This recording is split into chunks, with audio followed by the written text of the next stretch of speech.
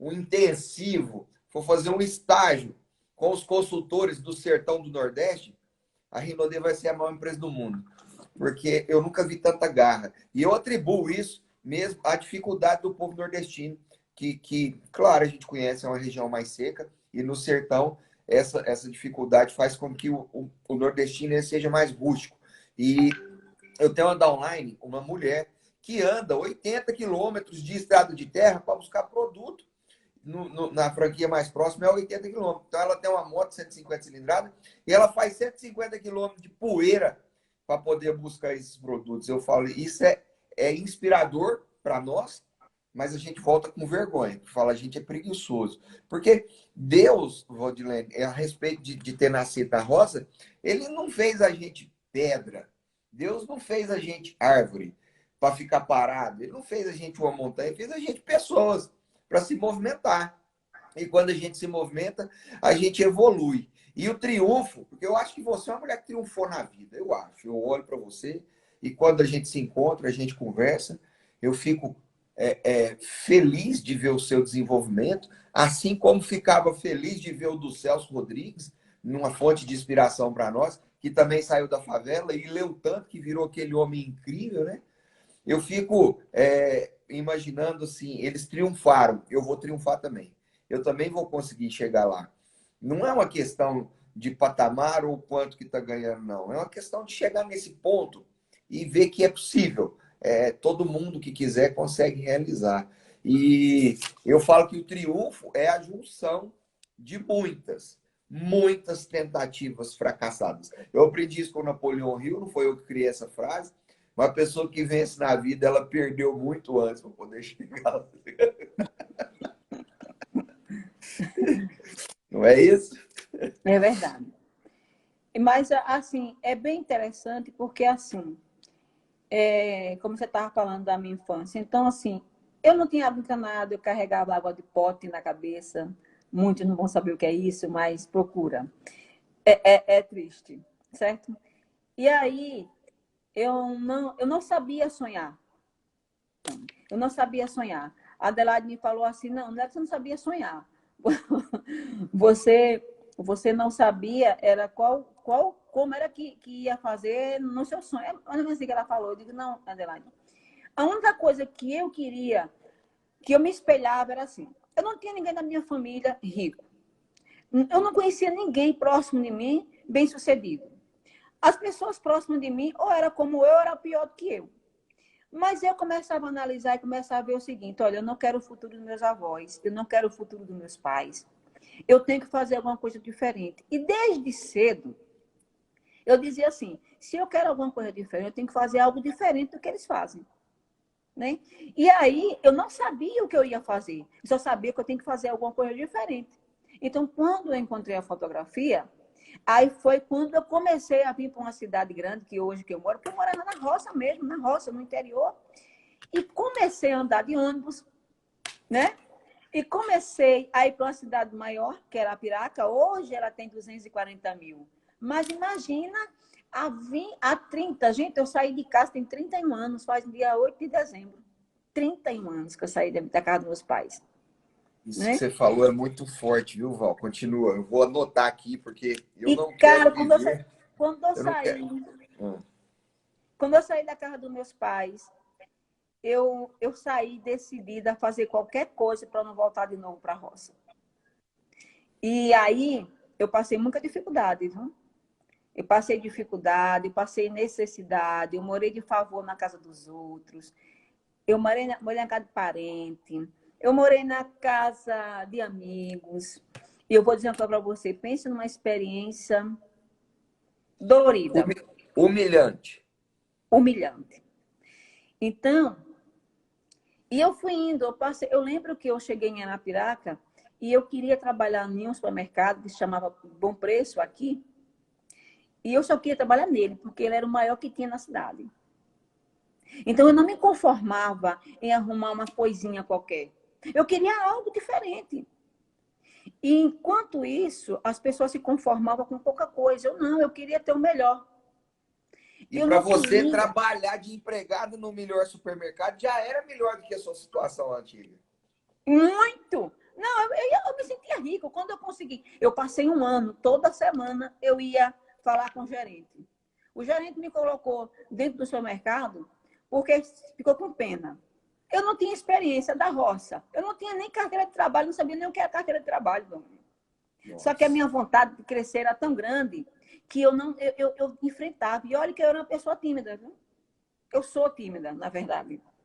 Mas a minha vontade, o meu desejo, a decisão de não voltar para casa era tão forte que eu estava decidida a qualquer coisa. E foi por aí que eu comecei. E eu já comecei, e com pouco tempo eu comecei me destacando no supermercado. Já comecei a fazer as coisas. Eu não fazia só o que me mandava fazer. Eu procurava fazer sempre algo a mais, porque é onde mora o segredo.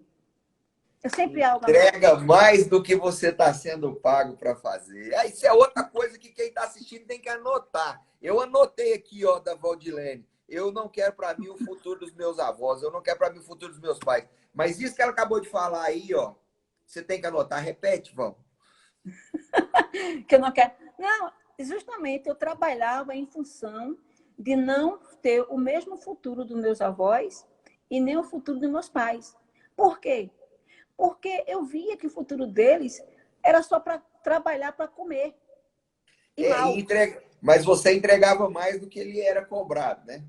Mas quando eu consegui uma oportunidade, eu fazia muito mais. Por exemplo, eu fui convidado para ser caixa do supermercado na padaria.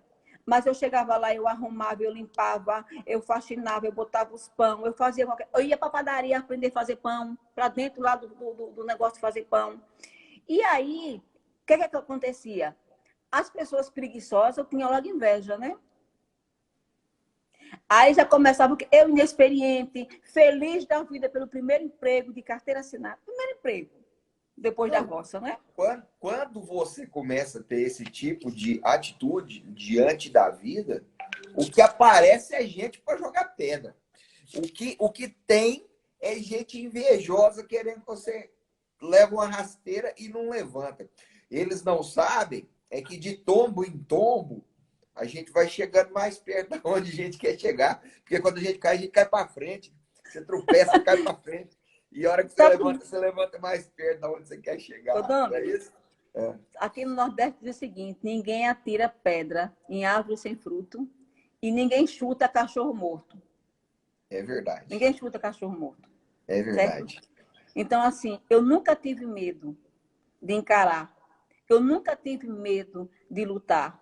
Eu nunca tive medo de enfrentar os obstáculos e as dificuldades. Eu sou uma mulher muito persistente. Eu sou uma mulher assim que quando eu quero eu vou, eu não tenho medo, eu enfrento, eu parto para cima. Meus pais diziam que era para me ter nascido um nego macho. Ô Val, eu falo que nós, seres de luz, eu me considero da sua turma, viu? Nós que temos luz do mundo, né? A luz do mundo, e só temos motivo para agradecer por isso. A gente, quando se encontra na escuridão, nas trevas, a gente caminha com mais vontade ainda. A gente caminha com tanta força que a escuridão vai clareando em volta da gente. É cansativo? É, mas compensa demais. É muito bom você ver as pessoas que estão à sua volta se inspirarem e querer crescer como você. Eu, quando chego perto de você, eu quero só ouvir. Eu quero só ouvir. Eu não me interessa se você não tem estudo, e se você era uma menina da roça, e se você foi pobre muitos anos. Você é melhor do que eu no que nós fazemos. Nós temos a nossa profissão em comum no Grupo Rinodê. Eu sou duplo diamante, você é Imperial Two Stars. Eu tenho só que aprender com você, né? E é sempre enriquecedor. Olha, entrou um amigo meu do Japão para ver a gente. Um abraço, Mister Fu. Ele fala português mal. Que legal. Então, Val, eu fico honrado de estar aqui com você e esparramar um pouquinho de luz aí para quem está nos assistindo. Mas, Domi, o que acontece? Não existe ninguém melhor nem pior do que ninguém. Existem pessoas determinadas. Existem pessoas que, em vez de dar desculpa, vai lá e faz. Existem pessoas que acreditam que só vai crescer na vida se realmente decidir fazer independente de quem esteja ao seu redor. Se a gente parar para olhar as críticas, não sai do lugar. Porque as críticas, vêm forte. Sabe por que vem forte? Porque as pessoas, infelizmente, o ser humano, a maioria do ser humano, não quer ver os outros melhor do que eles. Então, se é tipo assim, algumas pessoas dizem assim, se eu não posso ter, por quê que Valdo Leme tem? É tanto, Dani, que quando eu comecei, eu passei anos e anos da minha vida, e o meu sonho era ter uma bicicleta. Que Olha, essa bicicleta tá no livro, certo? E é bem interessante a história dessa bicicleta. E depois de conseguir essa bicicleta, até inimigos eu arrumei. Mas também está no livro. O que acontece? Mas foi essa bicicleta que, de uma certa forma, me trouxe onde eu estou. Porque foi com o dinheiro dessa bicicleta que eu comecei a buscar algo diferente. Eu vendi essa bicicleta. Depois eu consegui, depois de muita luta para conseguir, eu consegui vender essa bicicleta e iniciar um negócio de vendas. Eu fui ser vendedora de livro, que também é outra história muito grande. Então, o que acontece? As pessoas muitas vezes ficam assim.